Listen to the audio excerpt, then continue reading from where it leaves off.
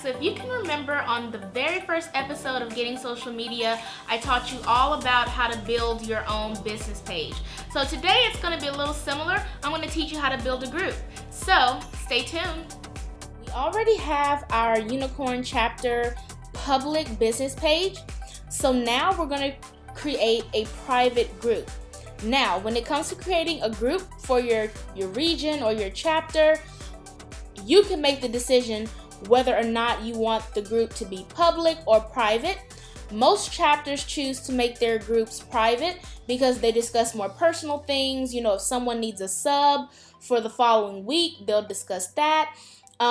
Different things regarding financials and ROI. Those are the types of things that are discussed in private groups. So for today, and since the majority of our chapters have private groups, if that's something that they have chosen to have, then we're going to create a private group as well.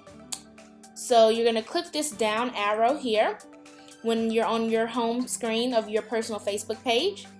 You'll click on create a group.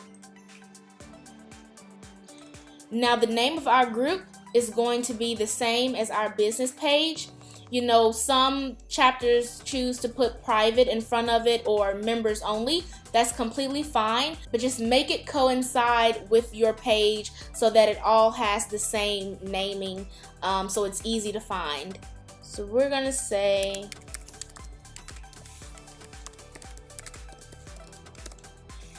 Master Networks Unicorn Chapter members only.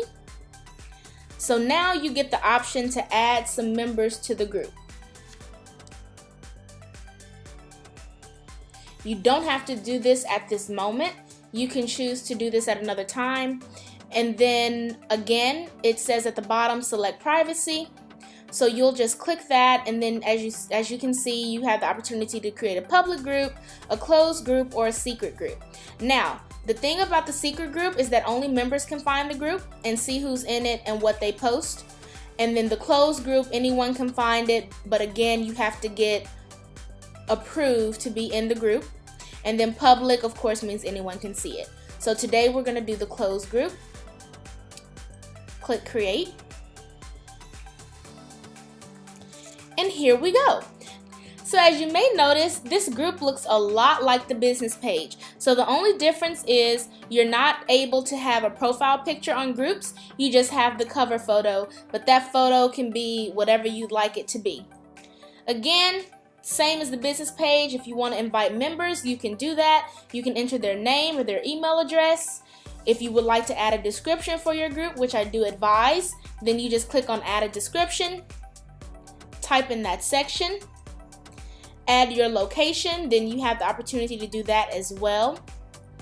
And then over here to the left, you'll see a few tabs.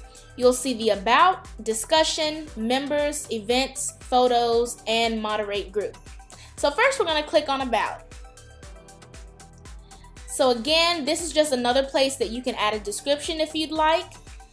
As you can see, I'm currently the only member in this group. I did send out an invitation initially, but whenever you send out an invitation, you have to give people a chance to accept.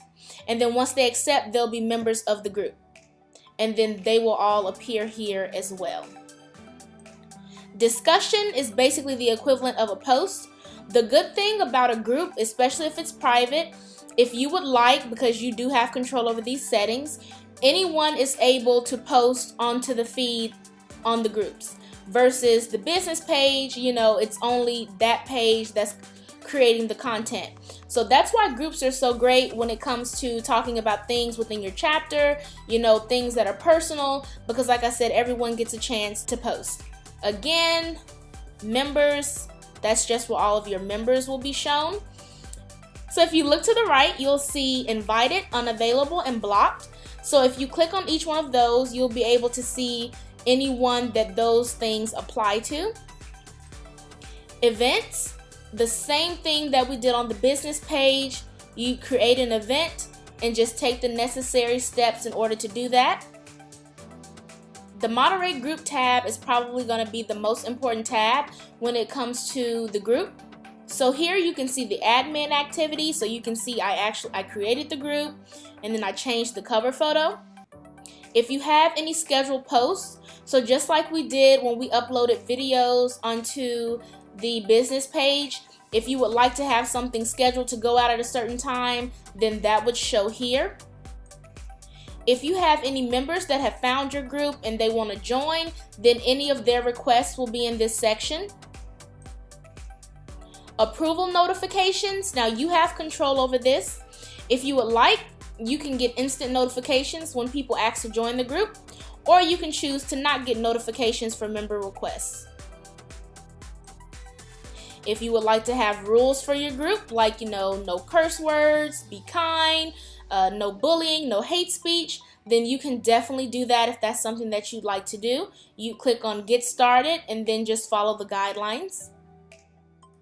So member reported content, that's any time that any of your members has reported something, it would show here. That basically means they want to bring something to your attention, and this is where that will be shown.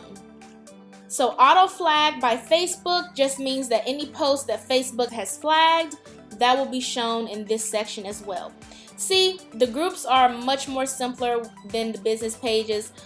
Tabs, you just have 5, so very simple. Now here, if you see up here at the top, next to the share button, you'll see more. If you click on that, that just gives you another opportunity if you would like to instantly to add members. Again, moderate the group will just bring you back to this tab. Edit your group settings, archive the group, pin to your shortcuts, which means whenever you log onto Facebook, this page will show up in your shortcuts, like here to the left. You can link this to an existing group, create a new linked group, or create a whole other group if you would like. So let's go to edit group settings very quickly. So if you see here, you're able, if you would like, to pick a group type. Again, just another place to put the description, location. If you'd like to use tags, you're more than welcome to do that as well. Now, since this is our members only private page for the Master Network's Unicorn chapter, if you would like to link this group to the page, then you have that opportunity to do that here. As you'll see, it'll say give your business, brand, or organization a voice on Facebook. So if you don't have the page, you can just create a new linked page, or you'll just click link page if the page already exists and you just want to link the group. And then here goes some other settings, and you can just go through those and customize them to fit your group. Click save, and that's how you make a private Facebook group. Now again, guys, you don't necessarily have to make your group private. It can be public if you would like, and it's not a requirement to have a group for your chapter. It's totally up to the chapter's discretion, but like I said, a lot of our chapters do utilize them, and they utilize them very well, so it's a very good asset to have. So now that concludes our videos about Facebook. Next time, stay tuned for some information about how you can use Instagram for your chapter, your region, or your personal business. Can't wait. See you soon.